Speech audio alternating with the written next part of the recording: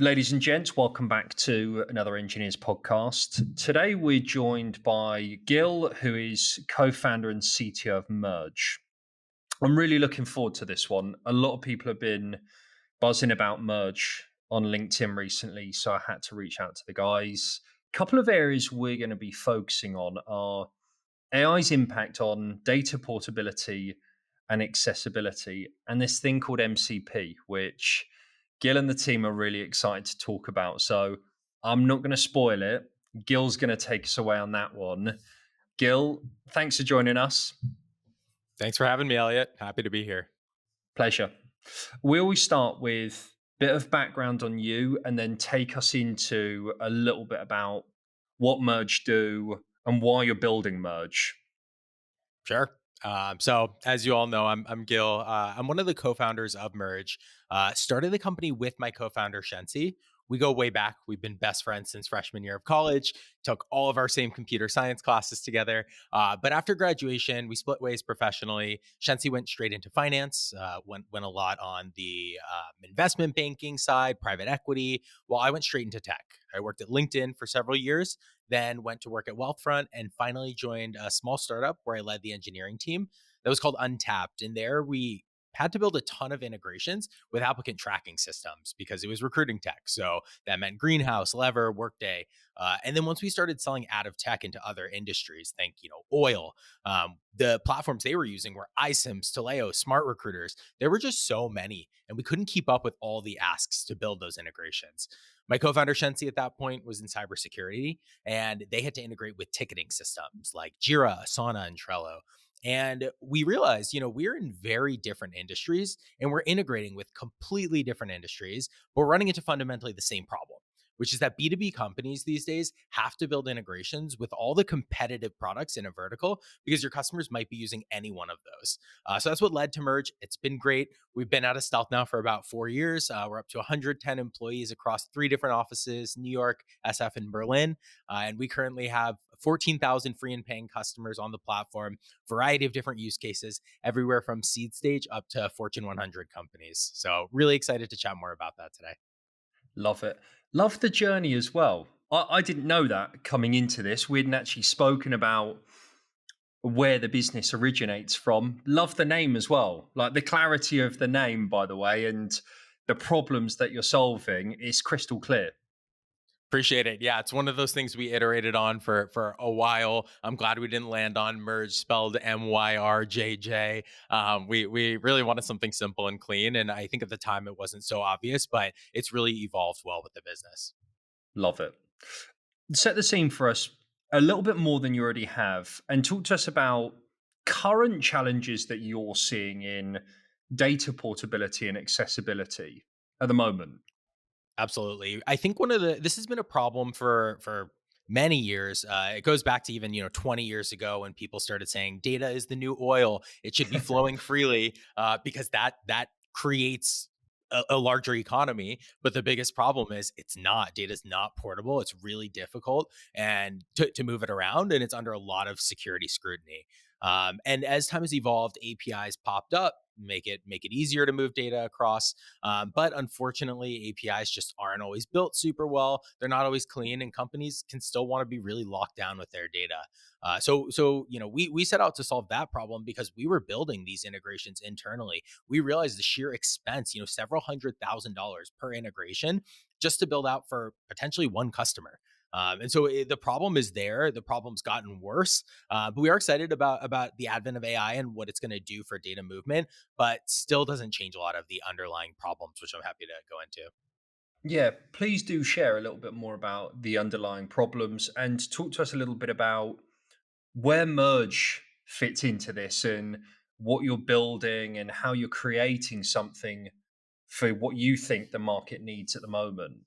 Yeah, absolutely. And one of the problems I mentioned before was that you have to build so many integrations because your customers are using different platforms. So one, there's an expense, there's opportunity cost. That everyone's limited in engineering resources, and you're sitting there saying, "I'm going to take someone who could be building a new feature and have them build an integration for 7 of our customers." Right? It doesn't always make sense, but also not having those integrations is a competitive disadvantage because a lot of your competitors do have them. You have to go through partnerships to get access. You have to create custom designs and think deeply about the data for each integration because it can vary even when the platforms do the same things. They might have different functionality. And then there's onboarding. There's getting security teams to actually approve using your integration. There's grabbing the right credentials, having the admin actually access it and set it up properly. There's making sure that that data is actually syncing efficiently. You have one of your customers on board, and all of a sudden you notice, hey, they have some edge case in their data. They have custom fields or custom objects set up. Our integration does not work with this. We are now basically again going to rebuild this custom for one customer. So integrations are mostly possible when the APIs exist, but is it worth the investment is a big question that generally leads to no, unless it's a platform used by all of your customers. Yeah, spot on. Where are your engineering challenges as a business at Merge? And if I was to walk into the office, what kind of problems would I hear you solving? Yeah. So there's so many different ones. I think some of the big ones are just sheer number of connectors, right? Even as a team here, we're really fast at building integrations now. We can get a new integration stood up in a couple days, including very deep back and forth bidirectional reads, writes, webhooks for real time syncing. We can do all of that.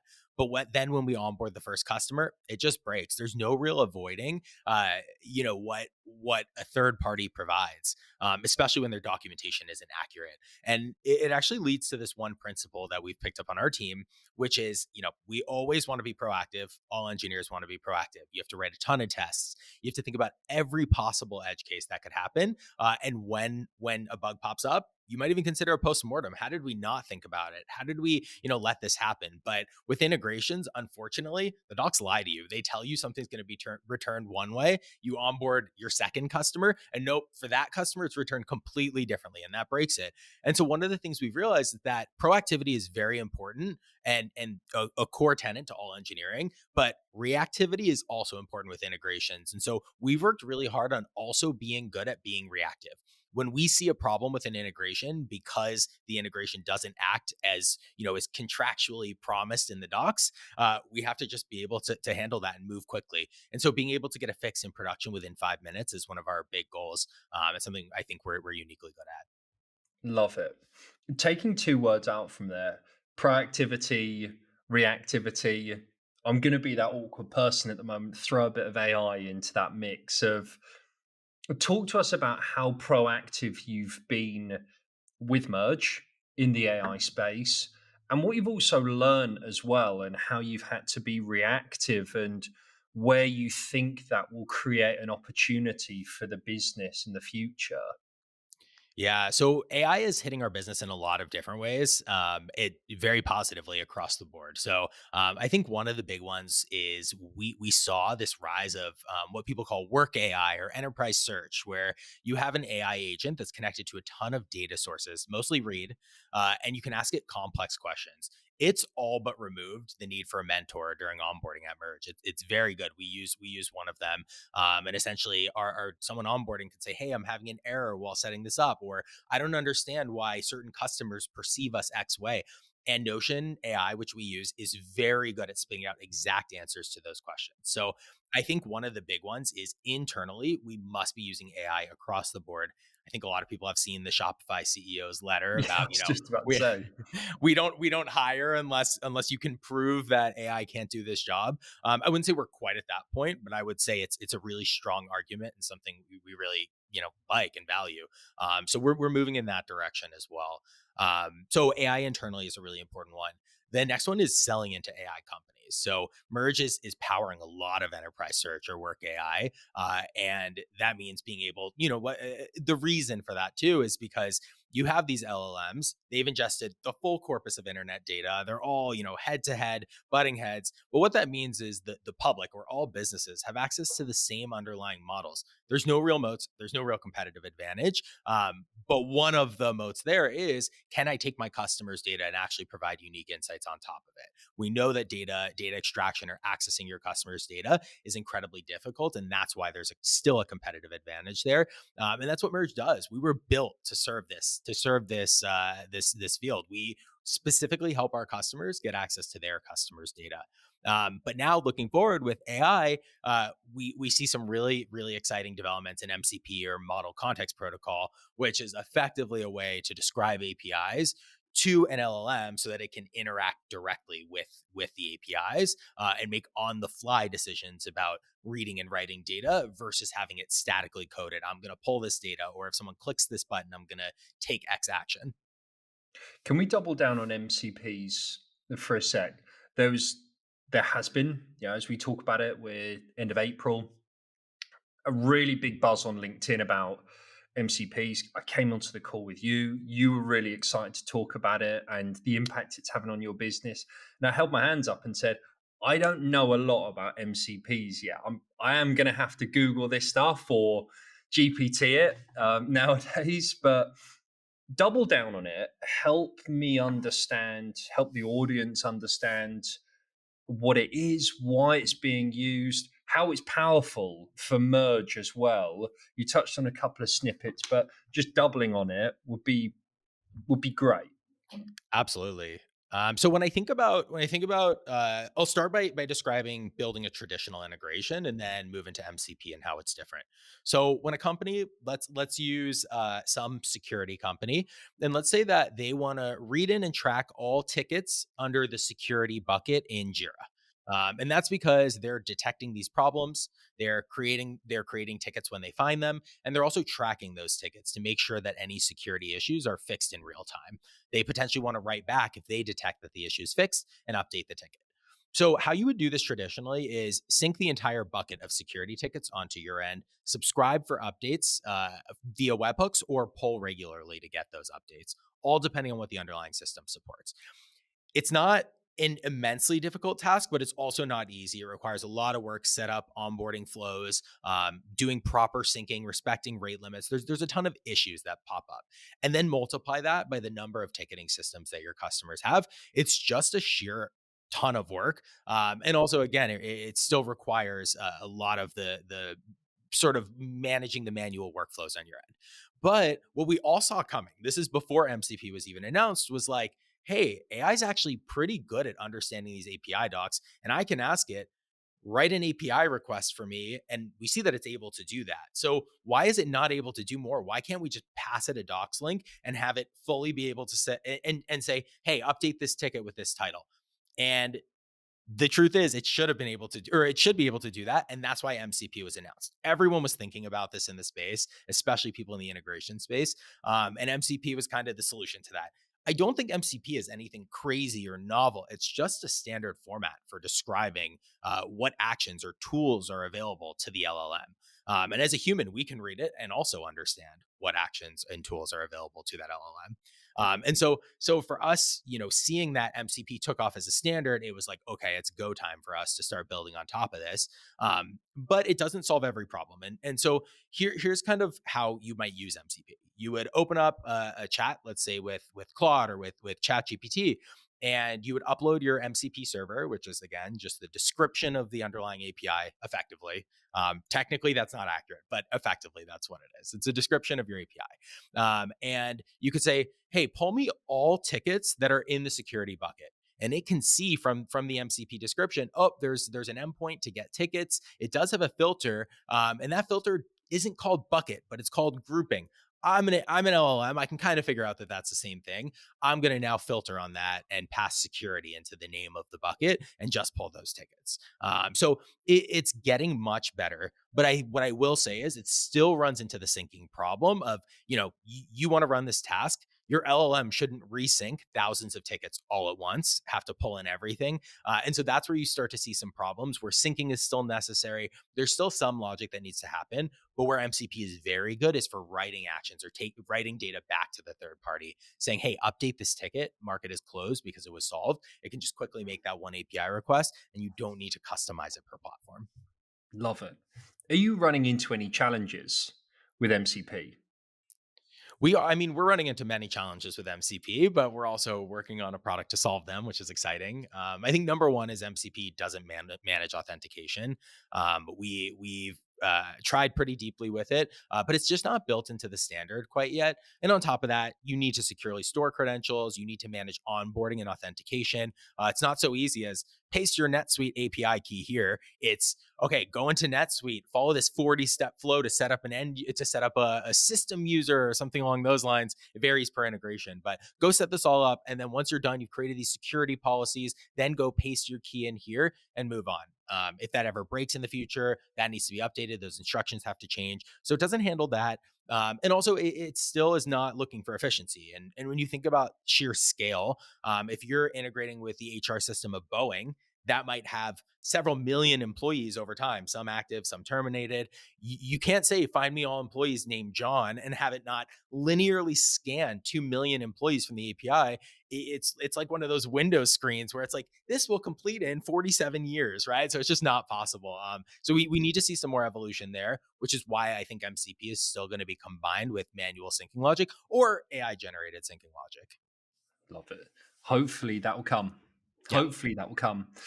And when we talk about AI, and we're obviously in the name of the game of data portability, accessibility, we do need to think about security. I think you and I touched on that in our initial conversation. Help us understand what you're seeing, potentially what you're building with Merge when it comes to the security aspects. Yeah. With agentic AI and MCP in general, there's a ton of security issues. So one of the big ones is when we think about MCP is key aggregation. You end up storing credentials for many services, and we've moved from a world of statically coded. We had a human write this code, and we had someone else approve this code that says which data from where can go exactly where.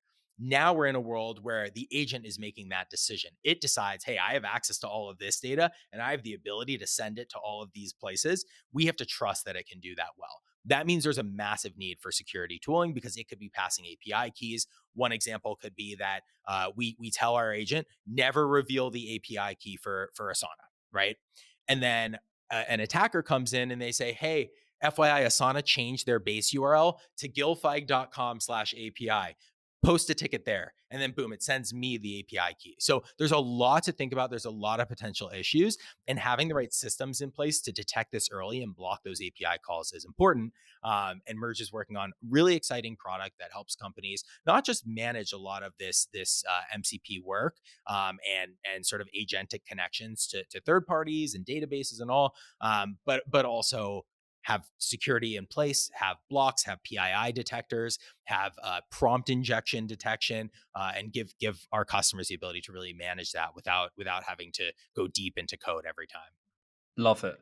As I would expect, being in the space of helping businesses with integrations, syncing, etc., you guys are really on the ball around what you need to build for customers, not just for now, but for the next 3 to 6 months. It seems you know where you're going, the trajectory of not necessarily the trajectory of AI, but where the problems are going to be.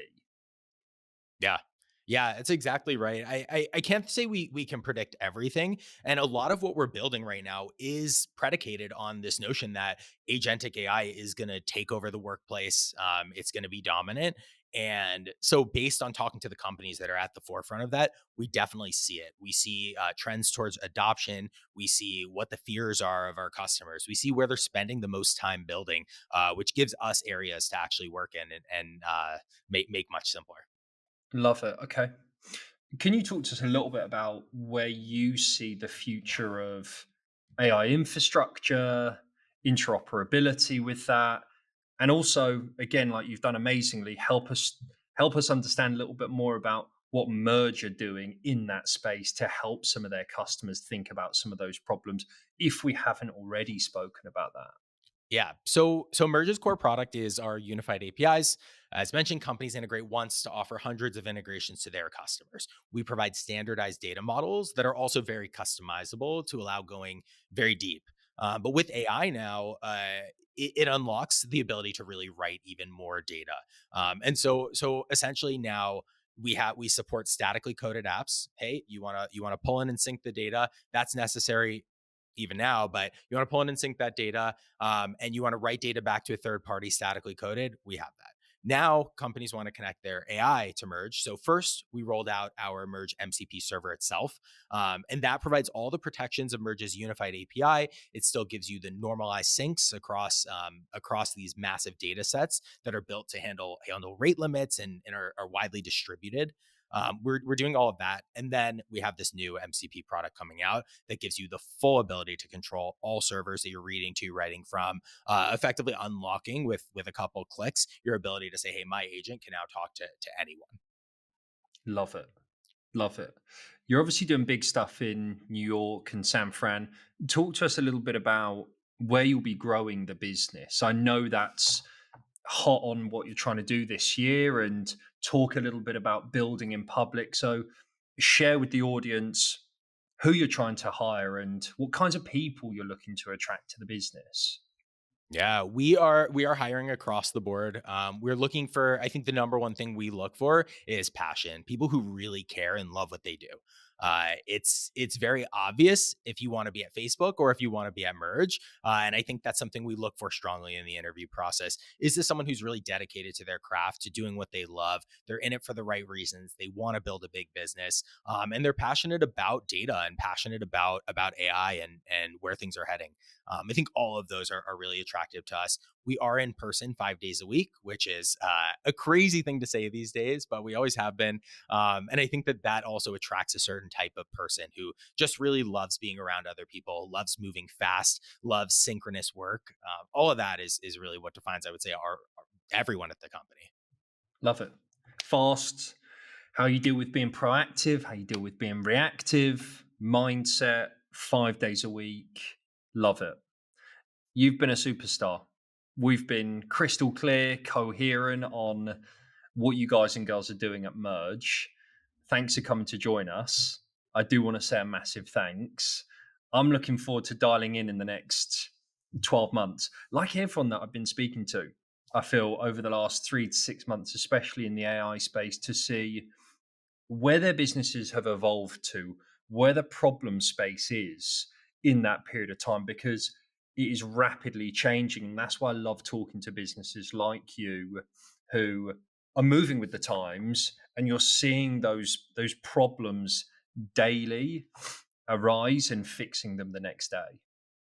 Absolutely. And I think one of the big pieces is that AI is moving faster than ever. The CPO, Kevin Will of OpenAI, said this. He said, the AI models that you're using today will be the worst ones you'll use for the rest of your life. And I think that's such an important piece because a year ago, we evaluated, things weren't good, we brushed it off. Now they're incredible. We are I'm vibe coding, new side project. Like it is very good, very fast. So I just that's probably even my biggest advice to everyone is constantly be reevaluating. It's your responsibility. You will be left behind if you don't start automating with AI more and more. Yeah, we've spoken about hiring mindset. This is a question that I went through a period of time of asking a lot of people that came onto the show, but I'm going to ask you now as you've raised it. Yes, we've spoken about passion and mindset, but talk to me about the current engineer of today. What skills or traits do they need to succeed? I think curiosity obviously being the number one thing, but outside of curiosity, what do you think is really important? I think you have to be fearless and you have to be willing to swallow your pride and understand that the way of working yesterday is not the way of working today or tomorrow. It's scary for me to think about the years and years I spent going deep in the iOS development community, the backend development community, and becoming an expert in certain things that you can just ask AI to right now. Swallow your pride, accept that that's sort of an assistant that's there to help you. It's your junior engineer that does whatever you tell it to do, and you use your skills to just craft and build on top of that. But I think one good example of what I've seen is an innate fear of using this technology because of that. I think it's one, it's actually the time that it takes to learn it, and then two, it's that it might be replacing some of what you've learned to really go deep with. And so I think for us, we're really excited to see. I don't know where I was going with that. Sorry. No, no, no. The fearless part, I love. I can resonate with that, and actually had this discussion today. What we were doing 5 years ago is so different. Like you said, it's crazy to think about we're 5 days a week in the office now. And a few years ago, we weren't. Times have changed and you've got to roll with it. Otherwise, you will get left behind. Yeah. It's exactly that. You have to be using AI like no other. It just all it does is multiplies your leverage. It increases your output as a human. Yeah, love it. Listen, you've been an absolute legend. I'm excited to see where you guys are in 6 to 12 months. You know, I'm going to come knocking and see what you're up to. Thanks so much, Gil, for coming to talk to us. Awesome. Appreciate it. Thank you, Elliot, for having me. Pleasure. And for everyone listening, all your likes, shares, subscribership, that massively, massively helps. So keep on doing that. Press that little like button, share with some friends. There you go. Get using Merge, promote it within your teams. Off we go. Thanks, guys. Hey guys, thanks for watching this episode. Massively appreciate you listening and checking in with us. If you want to find out more about us and what we're doing, please check us out on social media. What we're trying to do at Engineers is build a community to drive knowledge sharing and experiences. On Twitter, we can be found Engineers.io. It's no underscore. We've also got a website which is engineers.io. These links will all be posted in the description. Any feedback and comments are massively appreciated. We're always looking to improve on where we can. Thanks, guys.